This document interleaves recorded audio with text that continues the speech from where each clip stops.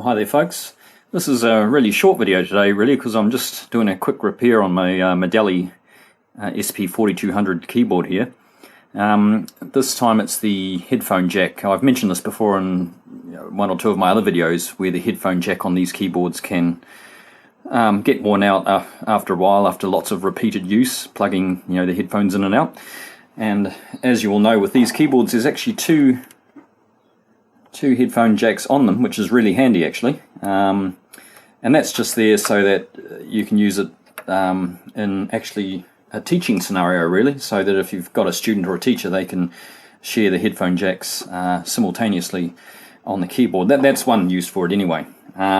Anyway, basically what's happened is I've got one of the headphone jacks cutting in and out. If I move the plug it actually cuts in and out through the headphones, and obviously that's going to be a problem to do with the solder joint on the little circuit board here, which as you can see I've unscrewed. Now I haven't done, I haven't actually gone through the process of dismantling the keyboard, because you can see that in a few of my other videos, my other Medeli repair videos, and that's where I explain how to get into the keyboard.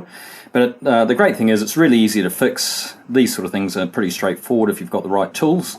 As you can see I've already unscrewed the board, the little board here, because you can't actually you can't unplug it from here. This is actually soldered in, although you can unplug it from the other end where it attaches, but I'm not going to do that because that means I have to unstick the cable and all that sort of thing. So all I've done is taken the screws out so that I can turn this over and get to the solder connections on the back. Now I've already soldered one, because after having a close look I was able to see where the problem is. Now it's actually, well, the problem is actually with this particular jack here. So this is the one that's been cutting in and out. So I turned it over and had a look, and I noticed that with these two connections here there was a crack in the solder joint. And I've already put a little bit of solder on this one, and I'm just about to do that with this. You probably won't be able to see in the video, but there is actually a crack here, a little hairline crack in the solder. And this has happened to me a few times in other solder joints on this keyboard, and I don't know whether it's just that they've used cheap solder or the process with the soldering isn't top of the line, or whatever it is, but it does tend to happen with plugs or jacks on this keyboard when they're actually used a lot. Just the movement causes the solder to crack. And so, as you can see, I have soldered that one, so that's what I'm going to do with this one now. I'm just going to add a touch of solder to that, and I reckon that should fix it. So, anyone who has this trouble with headphone jacks, it's that straightforward to repair. No need really to, pay an expensive service, charge to get that done. If you've got the capability of using a soldering iron yourself, then, by all means go ahead and have a go. I'm just a home repairer, I'm not an expert, so I don't encourage people to void their warranties or anything like that, but as I say, I'm just the sort of person that likes to do it myself. So I've got my solder and soldering iron here, and I'm just going to add, well, it's a little bit dirty, that solder, so I've just got to try and clean some off the end there. Let's have a look. Okay, it's not perfect, but it'll do. I'm not too worried if it's a little bit of a rough job, because it doesn't have to be perfect. But yep, just going to add some solder onto there, try and get it to stick, and that's probably all I'm going to need just to keep it in place. Hopefully that's making contact there. I'll soon know when I obviously go to plug it in and try it out. Of course, the trap here is that I have to put it all together before I can properly test it, because I've got everything disconnected at the moment, so I've got to put this lid back on and do everything like that before I can tell whether it's working or not. But I'm going to assume that has fixed it. So what I'll do is I'll show you now actually. This just sits back into its housing like that. Okay. Line the jacks up with the two external holes there, and we're just going to screw that back in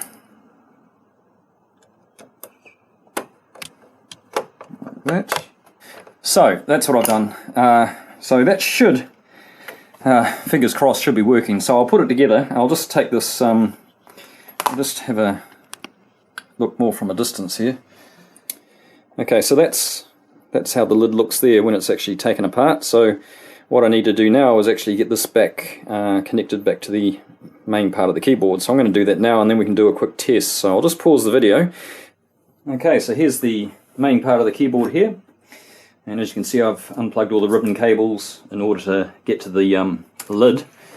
Okay, so that's obviously this section here, and hopefully you can see in the video there's the headphone jack. Okay, which obviously I'm going to flip this over and just plug our ribbon cables back in. Alright, so there's not much length on these, so you can't actually open this lid very far without these actually coming out. But luckily they're easy enough to get back in. So we've got three here. We've got two which connect to the main part of the keyboard, and we've also got this one which is for the unit pedal, which is something you can attach to the bottom of the keyboard. That's not super important because I'm not using it at the moment, but obviously I will plug it back in anyway. So that one just threads through like this and goes into its jack there, onto its socket. So there we go. Now these two have just got their own little connections there at the top of the main motherboard there. Okay, one there and another there like so. There we go. So everything's connected up. Now what we do is just close the lid back up, and we just have to be a little bit careful when we do this because we don't want the ribbon cables to get trapped.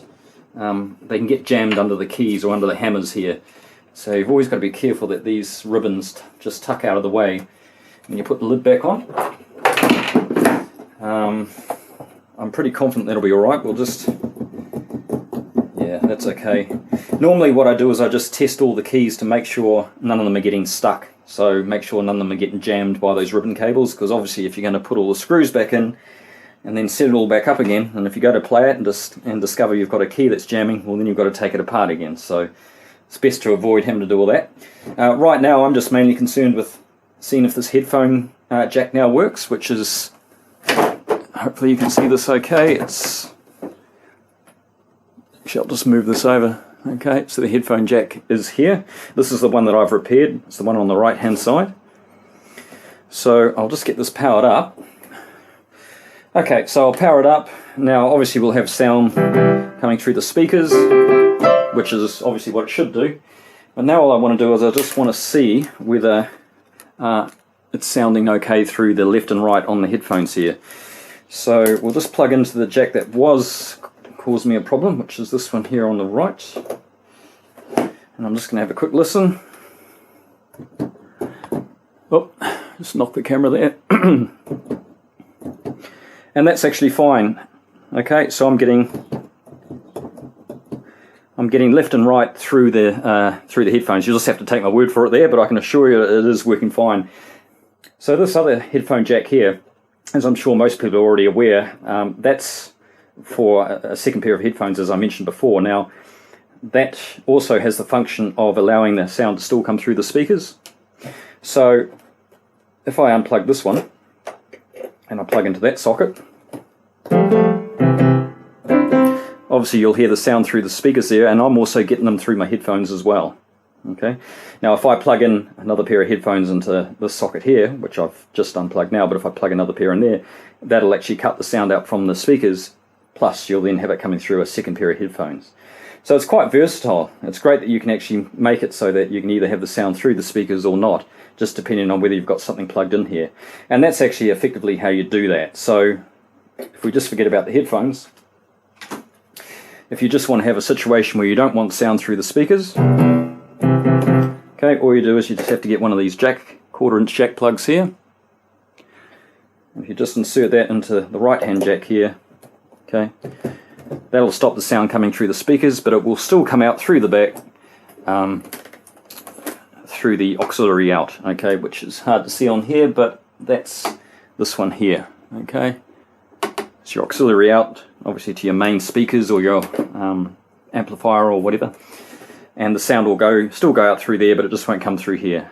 So that's how you do that. Anyway, that's working. I'm happy with that, and it seems like all the keys, obviously, seems like all the keys are working, not getting stuck. But I'll just go through and check them all to make sure nothing's getting jammed with those cables. Put it all back together, and we're good to go.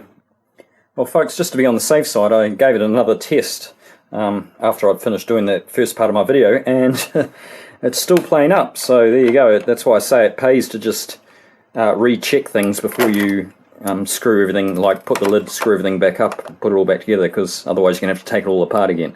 So luckily I did recheck it, and I noticed that I've still got a bit of a problem with it cutting out. So obviously my soldering that I did there was pretty rough, wasn't really up to scratch, so I'm going to have to go over that again and maybe just check to see if there's any other cracked joints on there that I've missed.